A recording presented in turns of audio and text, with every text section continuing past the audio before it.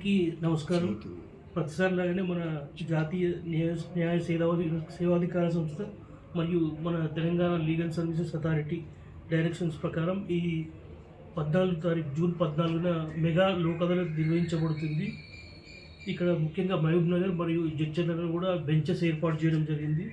Last time కూడా మన మహబూబ్ నగర్ యూనిట్లో మొత్తం 17,000 చిల్లర కేసులు రాజీ కుదుర్చడం జరిగింది. అదేవిధంగా ఈసారి కూడా అన్ని ఇన్సూరెన్స్ కంపెనీస్ కానీ పోలీస్ డిపార్ట్మెంట్ బ్యాంక్ ఆఫీసర్స్ అందరితో కూడా మీటింగ్స్ పెట్టడం జరిగింది. చాలా కేసులు కూడా లాస్ట్ టైం జరిగిన కేసుల కంటే ఎక్కువ ఈసారి చేయడం జరుగుతుంది అని అనుకుంటున్నాము. ఇంకొకటి ఏంటంటే ఈ లోక్ అదాలత్తో కాంప్రమైజ్ అయితే కోర్ట్ ఫీ అనేది కూడా వాపస్ వస్తుంది. చాలామందికి కూడా అవగాహన లేదు దీని పట్ల.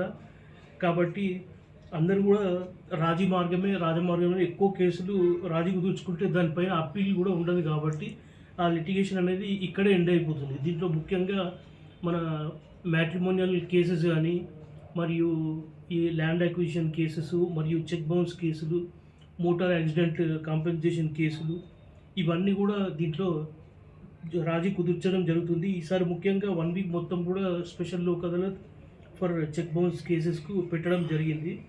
దీనికి అందరూ అడ్వకేట్స్ కక్షిదారులు అందరూ కూడా సహకరించడం జరిగింది. ఇంకా కూడా 14th వరకు మనకు టైం ఉంది కాబట్టి అందరికీ అవగాహన కల్పించి ఎక్కువ కేసులు కాంప్రమైజ్ అయ్యేలాగా చూడాలని చెప్పి కోరుతున్నాను. ముఖ్యంగా me print and electronic media వాళ్ళు ఎక్కువ అవేర్నెస్ కింది రూరల్ ఏరియాస్కు పోవాలంటే మీరే కవర్ చేయాల్సి ఉంటుంది. కాబట్టి మీరు ఎక్కువ ప్రచారం కల్పించాలని చెప్పి ఈ 2 రోజులలో కూడా ఫుల్ కంటిన్యూగా మీరు అందరికీ లీగల్ అవేర్నెస్ అనేది కల్పించి ఎక్కువ కేసులు డిస్పోజ్ అయ్యేలాగా చూడాలని చెప్పి అందరినీ కోరుకుంటున్నాను.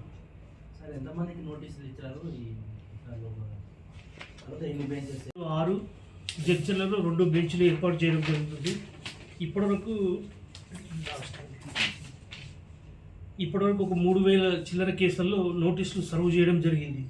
కాకపోతే మేము ఈసారి కూడా ఈ శనివారం వరకు లాస్ట్ టైం అయిన కేసుల కంటే కూడా ఎక్కువ అంటే 17,000 పైన కేసులు కాంప్రమైజ్ అవుతాయని చెప్పి కోరుకుంటున్నాం. అంటే మా అంచనా అది మేము చేస్తున్న మీటింగ్స్ అన్నిటిని బట్టి చెప్పగలుగుతున్నాం.